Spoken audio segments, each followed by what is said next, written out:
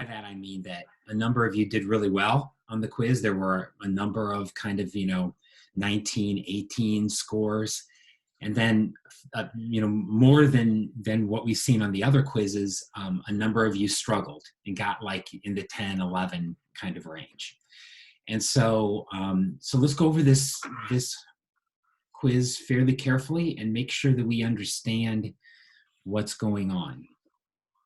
So question number one, why is aggregate demand downward sloping? Carefully explain at least one reason. So I told you this was going to be on one of your quizzes or your exams, right? And most of it's got this, but some of this had a problem with this. Why is aggregate demand downward sloping? It's not because of the substitution effect. It's not because of the substitution effect. This idea that when prices go up, people buy less of all goods. Well, there is, if you buy less of all goods, there's nothing else to buy, right? So what's the argument for why aggregate demand is downward sloping? The interest rate effect or the wealth effect, okay? And we talked about these at least twice in class. The interest rate effect says that when the price level goes up, the real value of savings goes down. That increases interest rates and reduces aggregate demand. The wealth effect says that when the price level goes up, the real value of wealth goes down, which reduces aggregate demand, okay? So you needed to explain one of those, right? You needed to explain one of those. Question number two, what is something that would shift short-run aggregate supply but not something that would shift short-run aggregate supply but not long-run aggregate supply? So in class, and actually we'll answer question number three at the same time, because question number three says what shifts long-run aggregate supply and short-run aggregate supply?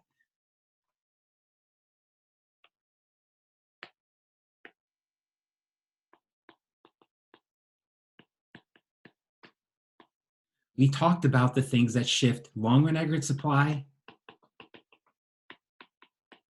and short-run aggregate supply. What shifts both? A change in productivity.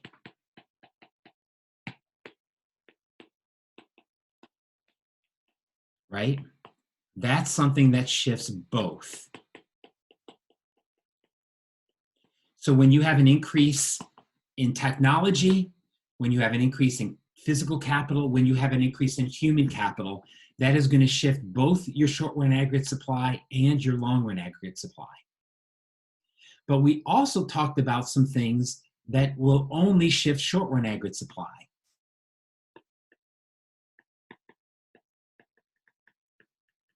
A change in the price of inputs or commodities. Something like oil. That is more of a temporary shock, is only going to impact short-run aggregate supply, not long-run aggregate supply. And then the other very important things that we talked about is a change in the expected price level and nominal wages. That's the other important factor that shifts short-run aggregate supply, but does not impact long-run aggregate supply.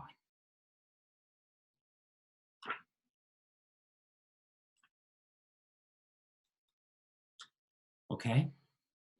This one in particular is important, as we're going to see in the next question.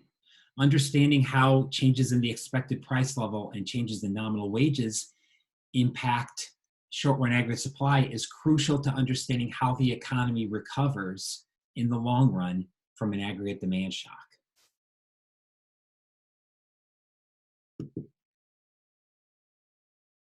Okay, questions about this one? Okay, so let's move on to question number 4. Question number 4 was about this fall in consumer confidence. Okay, what's the impact of a fall in consumer confidence in our short-run aggregate demand aggregate supply model? All right, and so we have a fall in consumer confidence. As we've talked about many times in class, this is one of the things that could shift aggregate demand and reduce aggregate demand. When aggregate demand falls, output falls below the natural rate, and we have a recession. Okay? Most of us got this part. Now, that's part A, right? That's the answer to part A. Now let's talk about the answer to part B. And part B says, how does the economy recover if the government does nothing?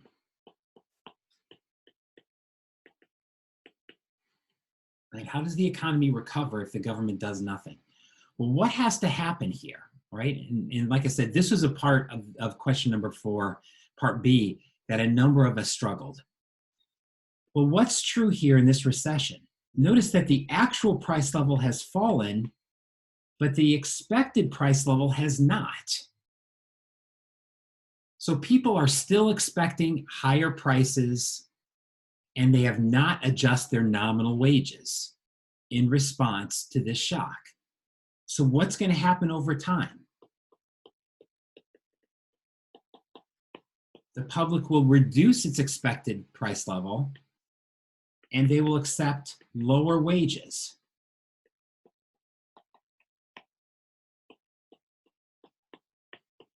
Lower wages lead to an increase in the short-run aggregate supply curve. That's one of the things that shifts short-run aggregate supply.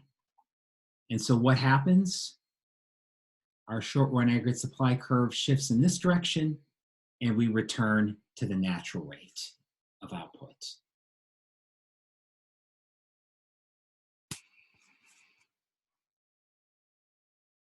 Okay. So as I said, I think there was a problem among many of you of kind of explaining how this process works, right? How would this process work? And this is how it works. It works by people adjusting their expected price level and adjusting their wages. So remember, Keynes said that wages are sticky, not stuck, right? Wages can adjust, they just adjust very slowly. And that's what this process is capturing, right? That the economy recovers, but very slowly.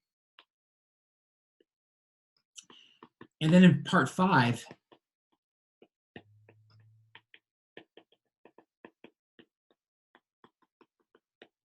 this says, suppose the government does do something, how should fiscal policy respond?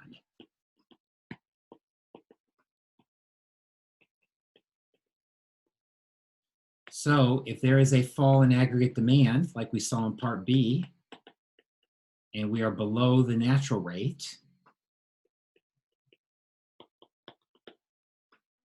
what should the government try to do? Increase aggregate demand by increasing government spending. So if fiscal policy is behaving according to how Keynes thought fiscal policy should behave, then the government should respond by increasing government spending to increase aggregate demand.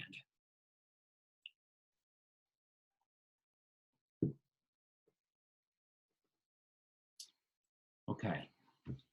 So who has a question about questions 4 and 5, this aggregate demand, aggregate supply problem? Because I'm telling you right now, this is the kind of question you're going to be seeing tomorrow on the exam. All right? There's no secrets here. These are the kind of questions you're going to be seeing on the exam tomorrow. And so you need to be prepared to answer these kind of questions, right? You need to be prepared to think about what happens if there's a shock, what happens in the economy, what happens, or how should the government respond to it? And if the government doesn't respond, how would the economy work itself out, right? This kind of problem, maybe not this exact problem, but this kind of problem, 100% you're going to see on tomorrow's exam, okay? So you need to be prepared for this, right? You need to be prepared for this. Now's the time to ask questions if you're missing something. Okay, then let's go on to question number 6. Question number 6 is our money multiplier question.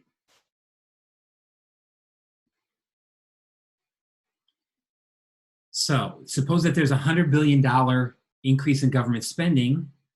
According to the Keynesian multiplier, if the marginal propensity to consume is 0.8, how much should aggregate demand change? Explain and show some work. So this is really, once again, asking you to use the government spending multiplier equation, right? So if you don't know the equation right off the bat, you're in a little bit of a problem, okay? So here's the equation for our government spending multiplier, because we're talking about a change in government purchases, right? Which is part of government spending.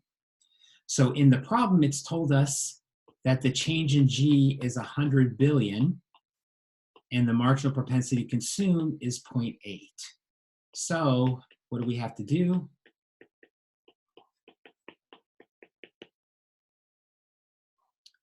We solve here. What's the change in Y? This is 5. Right? The change in output is 500 billion as a result of this. The multiplier is 5 when the marginal propensity to consume is 0.8. Okay. A common mistake was to use the wrong formula, right? To use the tax transfer formula as opposed to the government spending formula. So, you know, just be careful, right? Just be careful about which formula you're using.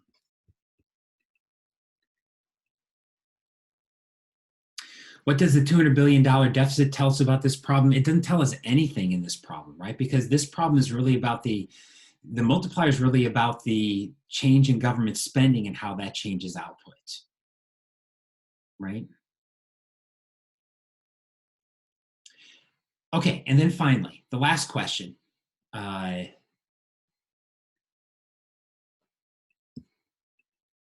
We kind of struggled with this one too. I was actually surprised how many of us missed this question, in part because I think I actually talked about this exact example in class. Nigeria has a debt to GDP ratio of 35%, and Singapore has a debt to GDP ratio of 110%. Which country is most likely to suffer from a debt crisis? Probably Nigeria, right? Why? Well, why does Singapore have so much debt? Because markets have viewed Singapore as a much safer place to lend money. It all has to do with debt tolerance, right? What do markets believe? What do markets believe about your probability of repaying? So when you see a country like Singapore that has so much debt, it actually tells you that markets believe that they will repay. Why does Nigeria have so little debt? Is because markets in general don't believe that they will repay, right? So it's, strangely enough, oftentimes when countries have more debt, that means they're less likely to have a debt crisis because of this idea of debt tolerance. And so to answer this question, to me, the magic words were debt tolerance. You needed to say debt tolerance, right? And kind of whatever you said after that, I was kind of open to interpretation, but you needed to recognize the fact that this is a lot about confidence, about market confidence, right? That's the ultimate determining factor about whether countries have debt crises or not.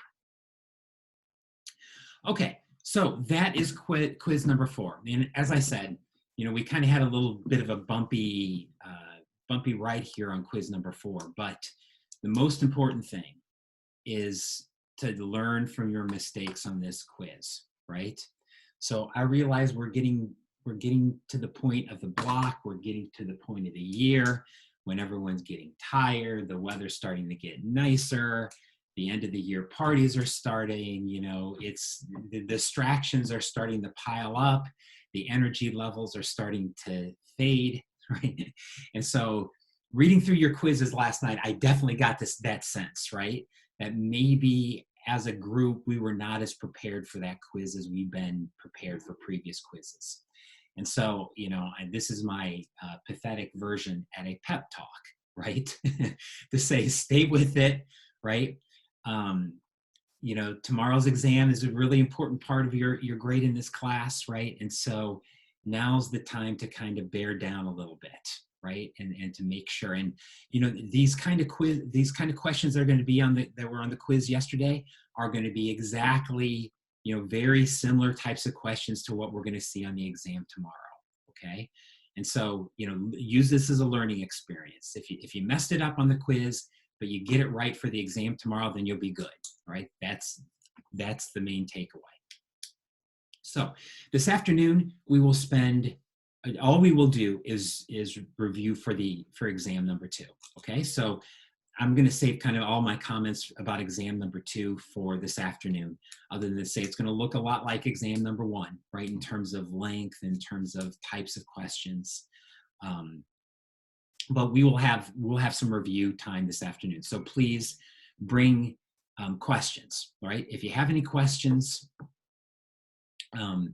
or maybe if you work some of the problems at the end of the chapter and not, don't know what's going on with one of the 2 of them, definitely bring those. But I don't really have a lot planned for this afternoon. Just happy to spend the time answering your questions. And then when everyone gets their questions answered, that will be the end of afternoon class, okay? Okay, all right. Well, in the meantime, what are we going to do today? Today, we are going to talk about Chapter 15 in monetary policy. So while today's class is not on the exam tomorrow, I will say that a lot of what we talk about today, I think, is actually good practice for the exam tomorrow, because we're really going to be kind of talking about many of the same issues that we've been talking about here over the last week. But, here kind of talking about them specifically in the context of monetary policy. So there's really 2 questions that we want to address in this chapter. The first one is, how is monetary policy related to interest rates?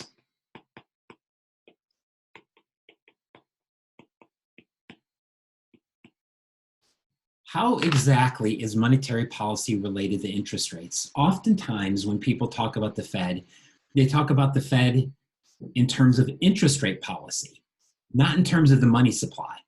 And so we want to talk about, well, how are those things related, right? How are those things related? In some sense, you can think about the money supply and interest rates as being the flip sides of the same coin. And so we want to talk about how those are related here this morning and make sure that we have a good grasp of what the link is. And then, very importantly, the second big question we're going to talk about here: how are the goals of the Fed? Sorry, I'm saying this wrong. I don't mean to say how are the goals. I meant to say what are the goals.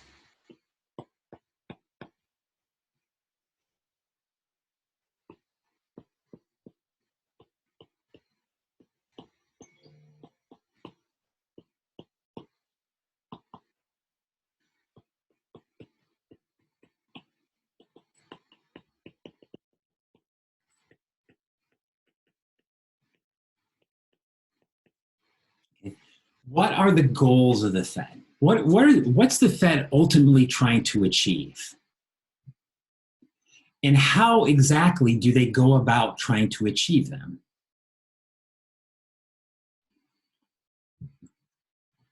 Okay, you're going to hear me say this a lot this morning.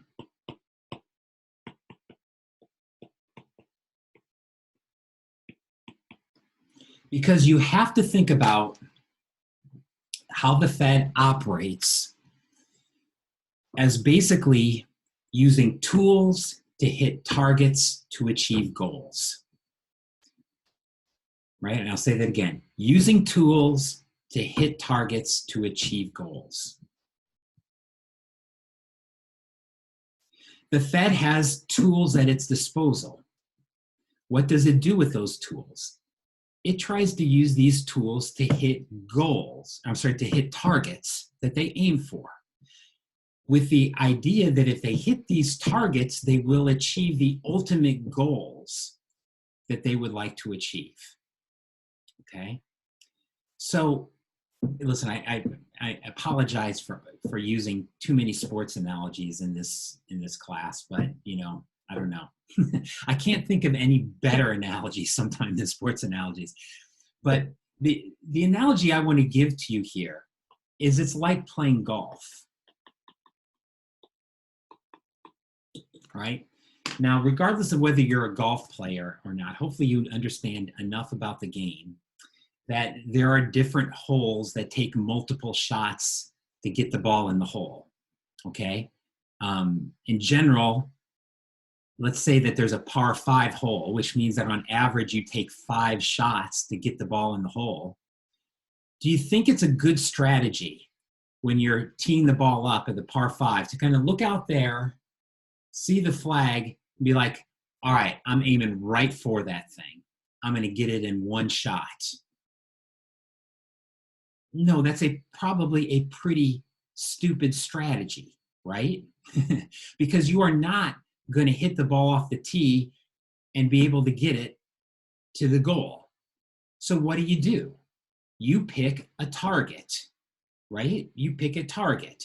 You'll say, well, if I want to get the ball to the green in 4 shots, then I need to get my 3rd shot here, my 2nd shot here, and my 1st shot should be here in the fairway. And if I want my ball to get in the fairway, what should I do? I'm going to aim for that tree. Okay? And if I want to get my ball in the fairway, I'm going to aim for that tree. Which club should I pick? Okay? So in other words, you kind of work backwards from your goal, right? You have a goal. To get to that goal, you have a target. And then based on that target, you pick a tool. That's very much how the Fed thinks about setting monetary policy. As we're going to talk about here, the Fed has tools. The primary tool that the Fed uses is open market operations. That is the primary tool that they use to hit targets, particularly interest rate targets. They use monetary policy and open market operations to hit interest rate targets, with the idea that this then will help them achieve their goals. And as we're going to talk about, what are the ultimate goals of the Federal Reserve? They are full employment and low inflation.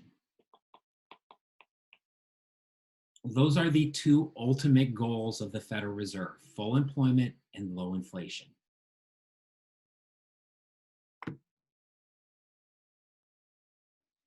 And so if it helps, the golf analogy, keep it in mind, right? If the golf analogy helps you, keep it in mind, right? That once again, you have to use tools to hit targets to achieve goals, right? Tools to targets the goals. That's what the Fed is doing. And so this is the process we want to work through this morning, is making sure that we understand this. The first part of this is this part. How is monetary policy and interest rates related?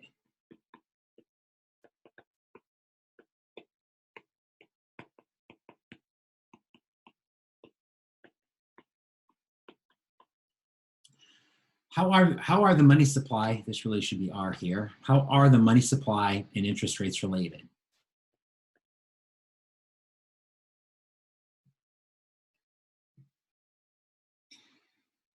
Well, they're closely related, in part because you have to think about an interest rate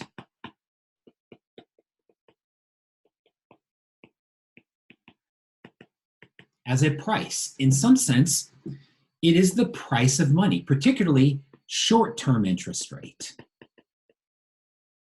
Short-term interest rates are in many ways the price of money. And what do I mean by that? If you need money right now, what do you pay for it? The short-term interest rate, right? So if I need some money tomorrow, right? I need some money tomorrow, and I do not have that money today. Can I get that money tomorrow? Yes, but I'm going to have to pay an interest rate on it, right? So in many ways, you can think about the interest rate as the price of money. Well, once you make this leap, this intuitive leap to think about interest rates as the price of money, then what determines short-term interest rates?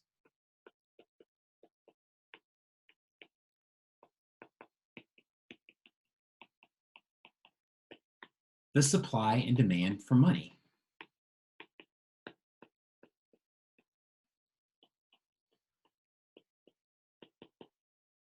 The supply and demand for money essentially determine what the price of money is, right? And the price of money is essentially the short-term interest rate.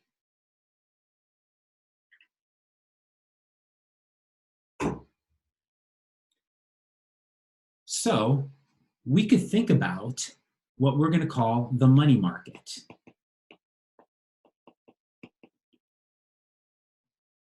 Okay, a market for money, where we would have here the quantity of money, and here we're going to have the interest rate, and we're going to call this a short-term interest rate.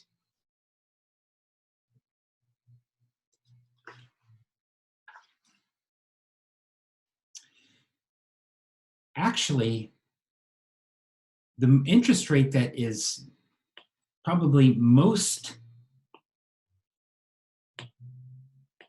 related to the price of money is what we call the federal funds interest rate.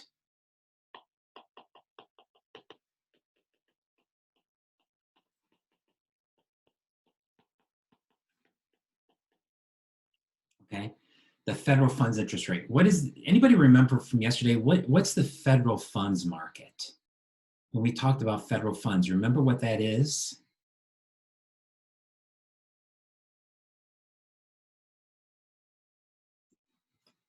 So we've got something here in the chat. Yeah, Sunny says the market for interbank lending.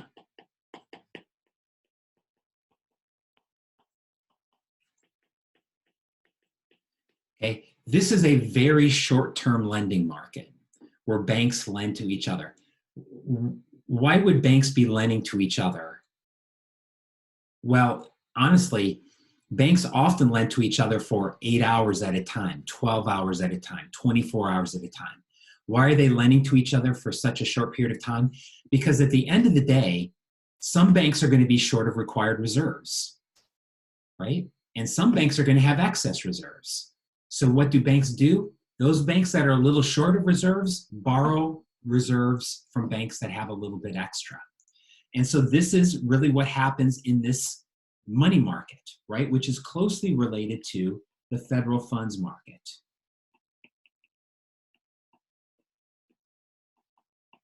So what's true in this market? There's a demand for money. And that demand is inversely related to its price, right? When the interest rate goes up, people want to hold less money because now it's costly, more costly to hold money. So here we're really kind of just treating money as if it's any other kind of good with a usual demand. And like other goods, when the price of a good goes up, the demand for it goes down. The same is true with money. When the price of money goes up, people want to hold less of it. Now, what's the unusual thing about this market? The supply of money is different because here, who sets the supply of money ultimately? Who controls the supply of money? The Fed. The Fed. And so we can think about this as just a vertical line set by the Fed.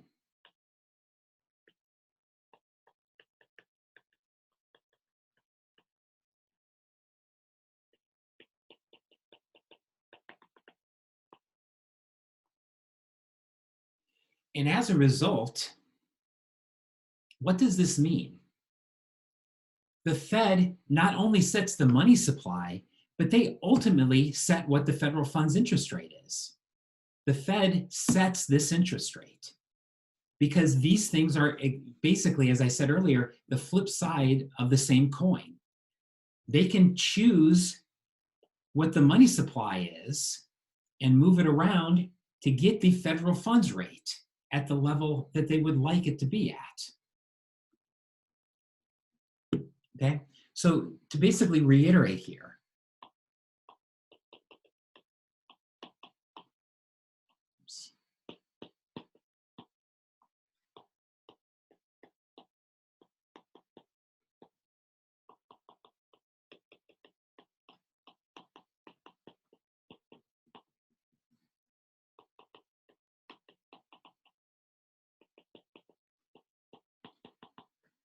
the Fed sets the money supply so that the federal funds interest rate is at its target.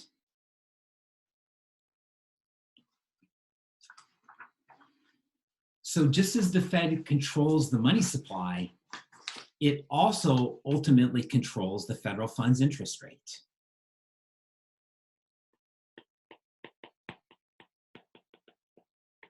So, for instance, what happens if the Fed increases the money supply?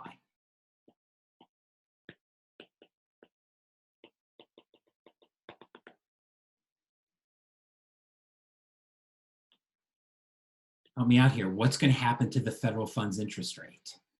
The Fed increases the money supply. What's going to happen?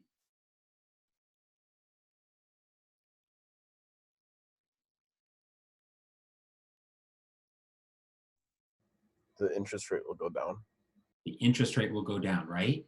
Because when the money supply goes up, we shift it in this direction.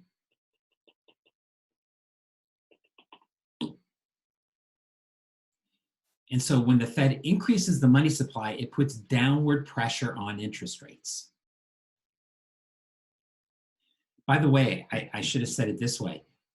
How does the Fed increase the money supply? What's the tool by which the Fed increases the money supply?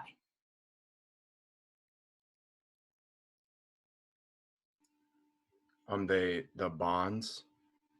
Right, open market operations, right? Yeah. In this case, what would they do? Buy or sell? Buy. Buy.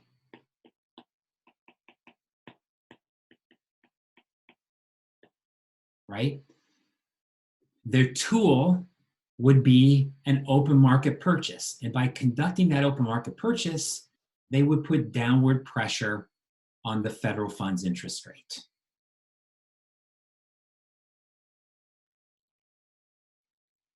Likewise, we can work the other way.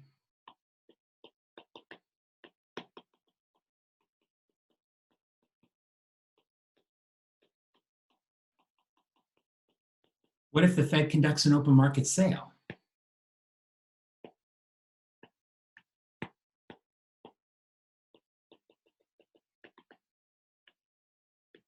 In this case, what happens to the money supply?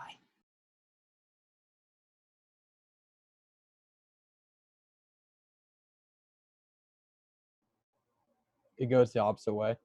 It goes the opposite way, right? So the money supply goes down, shifts this way, and puts upward pressure on interest rates.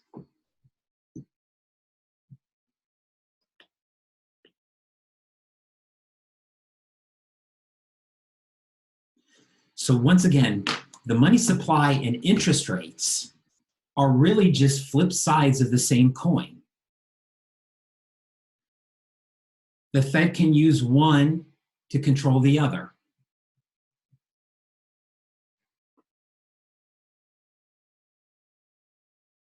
Now you might ask, but there's lots of different interest rates in the economy, right?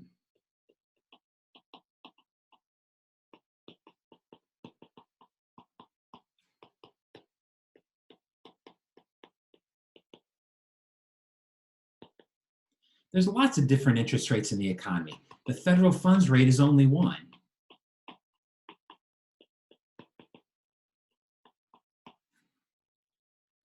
The federal funds rate is only one interest rate. So what about all those other interest rates? The Fed doesn't control all those other interest rates. Well, that's true. The Fed doesn't control those, but we do know something about interest rates.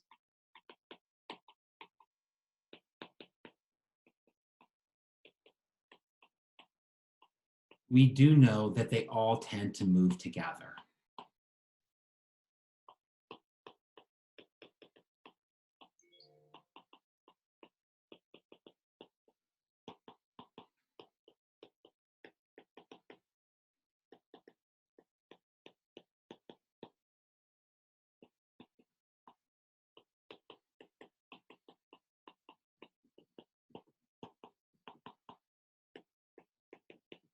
Right?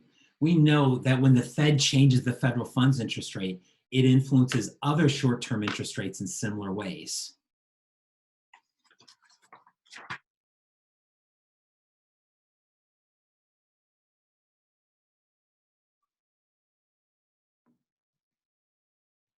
Okay, so just to see an example of this in practice.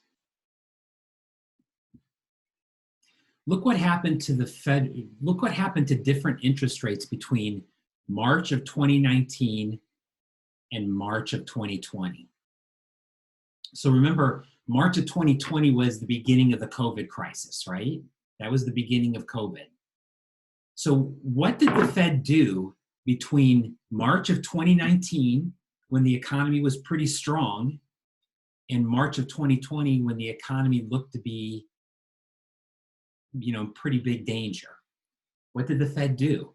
They lowered the federal funds rate. How did they lower the federal funds rate? What were they doing in open market operations? What do you think, Ryan? To lower the federal funds rate by that much, what did they have to do in open market operations?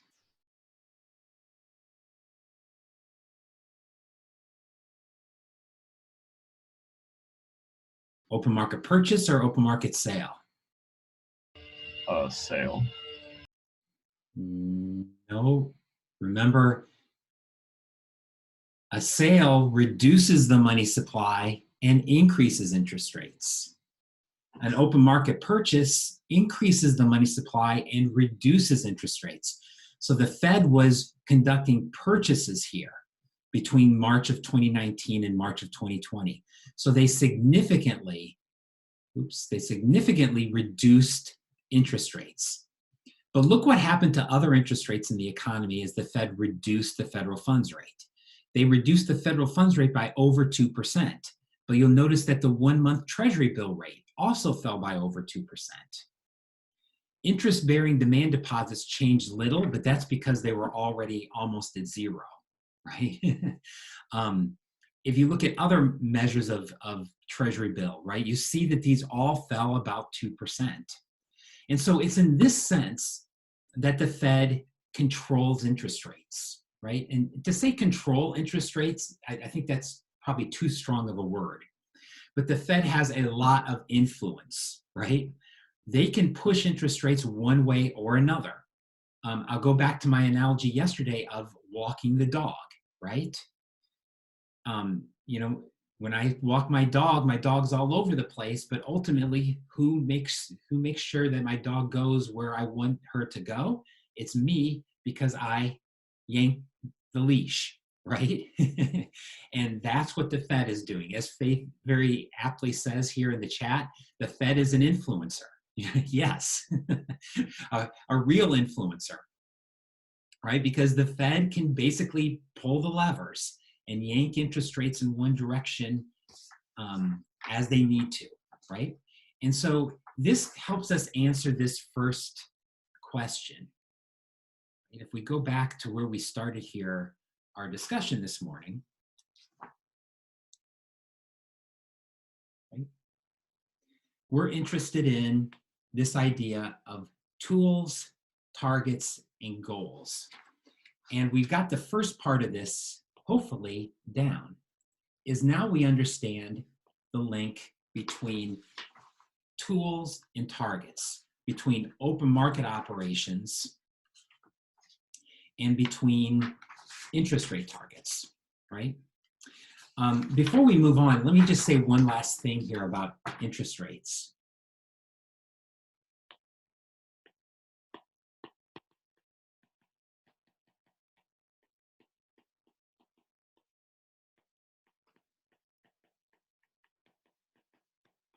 We've talked about two different models of interest rates in this class.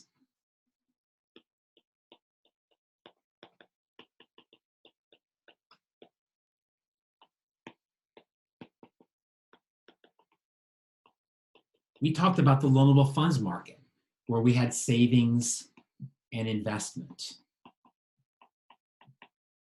And then today we talked about the money market.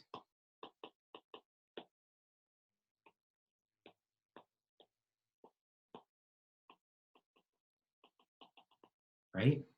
Where we have the money supply and money demand.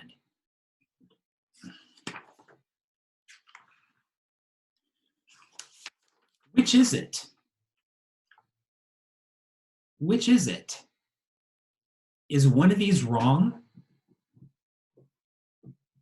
No, no. Which of them is wrong? They're both wrong. And which of them is right? They're both right. Right? This is the challenge of thinking like an economist, right? Both of these different theories help us think about different kinds of questions. The loanable funds theory that we talked about earlier in class, I think, is a much better way of thinking about the long run and long run interest rates. It's a better theory to think about long-term interest rates and how interest rates behave over long periods of time. While this money market is a better way to think about short-run interest rates, or I'm sorry, about the short run and short-term interest rate.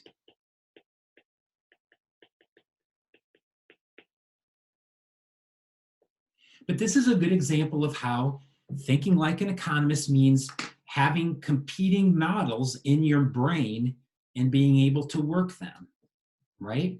So if you're going to be a financial analyst, right? If you're going to be a financial analyst, if you're going to go work for a bank, and one of your jobs is to think about, well, what happens to interest rates here? One of the things you need to do is you need to be able to think about different models, right? And balance competing questions, right? These questions about, well, what are the long-term effects of a potential change on interest rates, but then also what are the short-run effects of a potential change, right? Being able to kind of think about both of these things at the same time without losing your mind is basically the sign of a good economist, right? I mean, in some sense, you could say that, you know, I would say that what's the measure of a deep thinker or a critical thinker? A critical thinker is somebody who can keep two competing ideas in their mind at the same time, right? To keep two competing ideas in their mind at the same time. That's what a critical thinker is. And so that's, you know, I think we have an example of that here in economics, right? And in finance, right? If you go to work, as I said, in the financial industry, right? Or you go to work as an economist thinking about things like interest rates, you have to be able to keep competing ideas in your mind, competing models, right? About, well, what might be the short run effects of things? What might be the long run effects of things? So both of these models are right in a sense, and they're both wrong in a sense, right? Both of these models can help us answer some questions regarding interest rates, but they may not be able to help us understand all questions related to interest rates.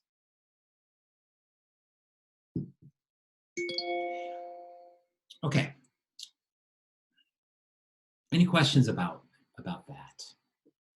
So then let's move to the next question.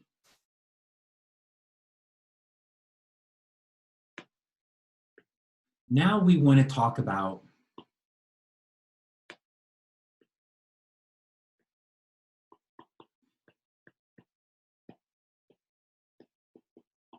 the second part of this link.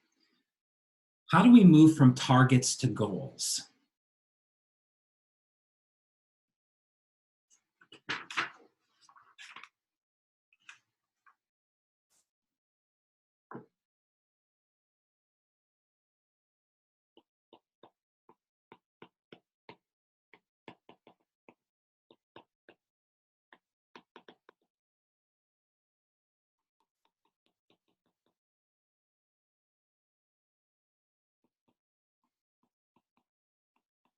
When does the Fed change its federal funds rate target?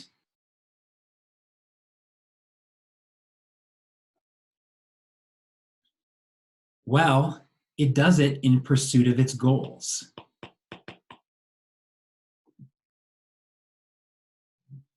And the goals for the Fed are primarily two things.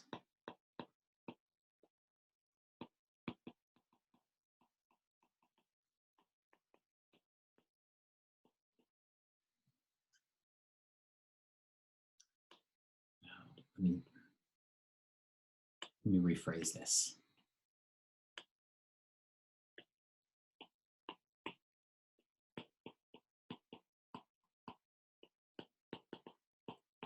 One goal is to be at full employment and at the natural rate of output and unemployment.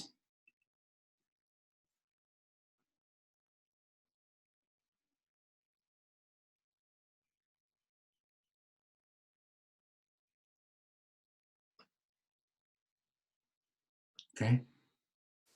But the second goal is the Fed would like to maintain low, and I should also put in here, steady inflation. Because the Fed recognizes that it's not just low inflation that matters, it's also steady inflation.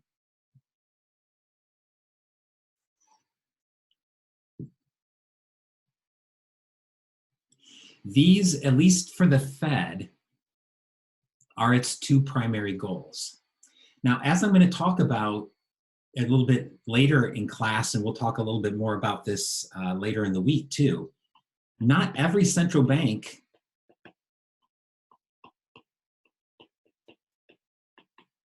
has the same goals. We're going to talk about some examples of other central banks that have much different goals than what the Fed does, that basically have decided that they're going to try to achieve other things with monetary policy than the Fed. But for the Fed, this is their goals. And this really goes back to something called the Employment Act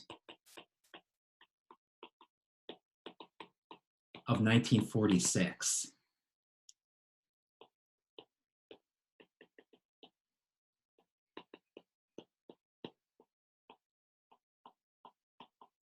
In which Congress gave the Fed what's called a dual mandate. And the dual mandate is full employment and price stability.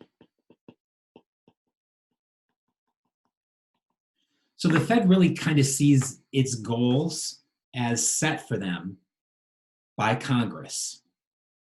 And remember, the Fed was created by an act of Congress. So the Fed views this as binding, and it is, quite honestly, it is binding. The Fed has been given a pretty clear indication of what their goals should be.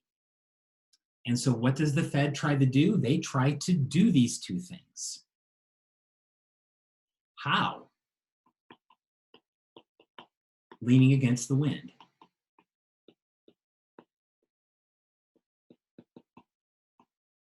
The Fed tries to do the same thing in monetary policy that we talked about with fiscal policy, right?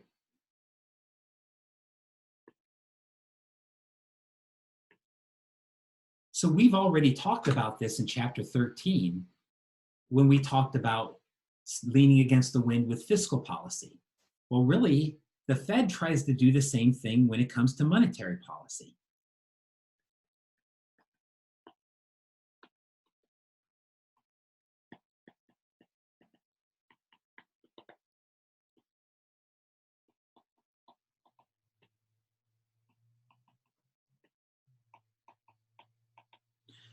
So just as we did before on Monday, let's talk about a couple of examples here. The first one is, let's think about the example of a recession.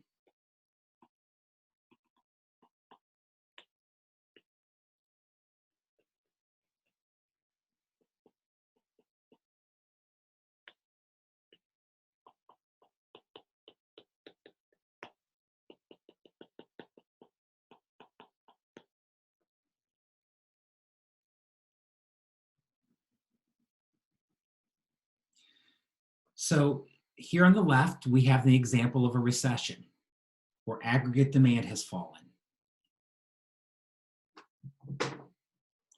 We have an output gap, right? We have an output gap. Output has fallen below the natural rate.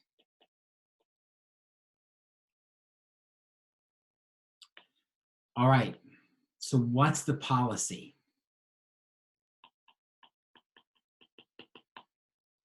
What should the Fed be trying to do during a recession? What do they want to do to aggregate demand? They want to increase aggregate demand, right?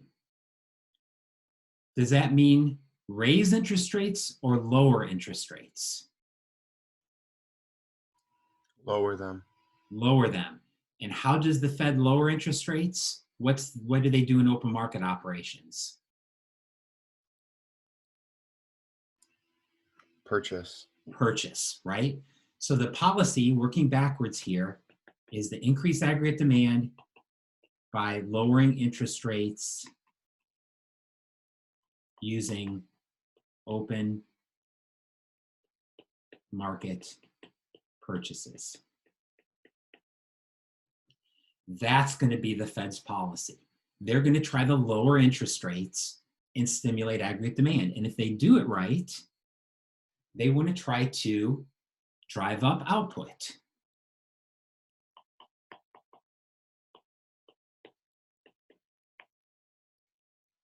Right? Notice here that they're going to try to drive up output.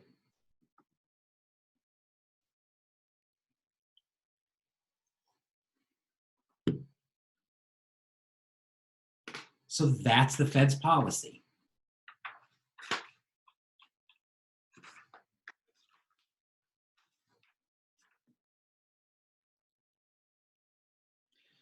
What do they do during an expansion? Essentially the opposite. Because notice here, what's the problem that's going on? You might say, well, output's high. Who's got a problem? Well, there is a problem here, right? Because when output gets too high, what's starting to happen over here with inflation? It's starting to go up. And remember, the Fed worries about inflation too.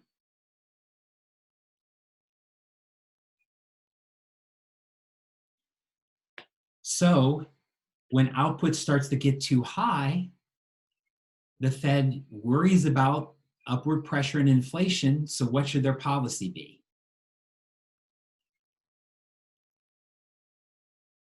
What do they want to do in aggregate demand? Lower it. And Jonah, help me out here. To lower aggregate demand, what does the Fed have to do with interest rates and in open market operations?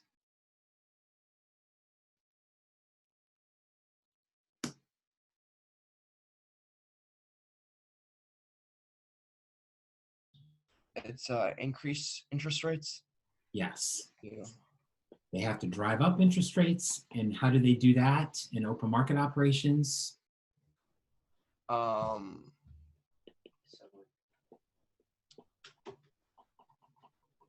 purchase or a sale? Right.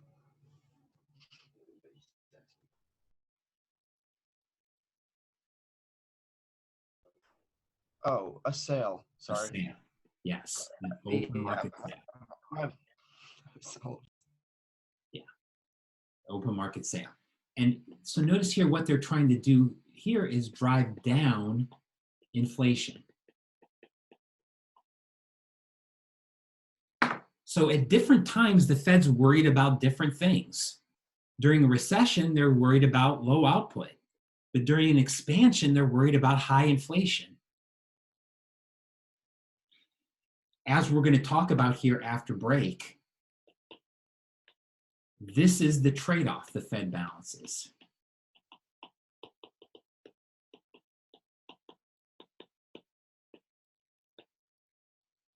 A trade-off between inflation and output, right? Or a trade-off between inflation and unemployment, if you want to think about it that way. That the Fed has these two goals that they have to try to keep in balance. And they don't want to get one too out of whack with the other, right? You don't want output to get too high, because if output becomes to get too high, you're going to begin to have a problem with inflation.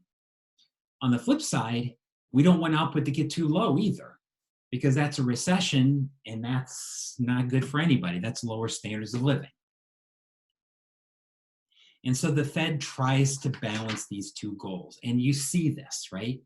You see this in how the Fed makes its decisions. So just as this would predict, look what the Fed here has done over the last few years. Here's my picture. Okay. So this is a graph of the unemployment rate, which is in orange, and the federal funds rate, right? Which is, remember, what the Fed targets, which is in, what is that, greenish blue, okay? So when unemployment went up during 2008 global financial crisis, what did the Fed do to the federal funds rate? Pushed it down, right? When unemployment goes up, Fed tries to drive down interest rates. Notice they drove interest rates almost all the way down to zero. And it kept them there for basically 6 years, right? And then what happened is unemployment began to fall. Then the Fed gradually started raising interest rates again, right? So when unemployment falls and the economy got stronger, then the Fed began to raise interest rates. And that's what the Fed did until 2020 when COVID hit, right? And then COVID hits, unemployment begins to spike. And so what did the Federal Reserve do to interest rates? Drive them down to zero, right? So this story that I told you about leaning against the wind is essentially how the Fed sets its policy, right?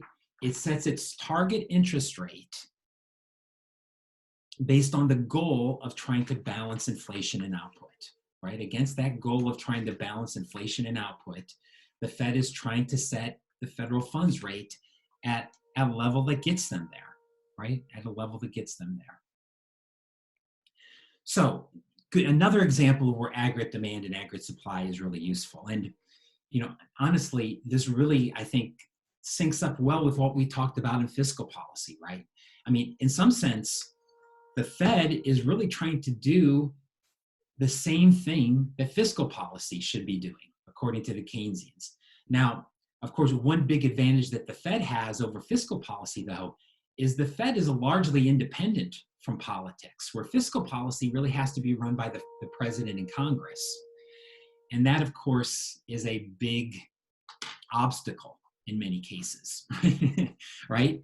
That the Fed, one of the strengths of the Fed's position in our economy is that it's largely independent. It has a lot more flexibility in setting policy than we have in fiscal policy, right? Where fiscal policy basically has to be agreed upon by the president and Congress. And we all know that that's not always easy. Okay, so why don't we take a break here? Let's take a break here for a couple of minutes, and I want to talk a little bit more about the trade-off in monetary policy, and then talk about what are some of the other goals that central banks could choose to achieve if they wanted to. So yeah, let's maybe meet back here at about 10:10, okay? All right, have a good break.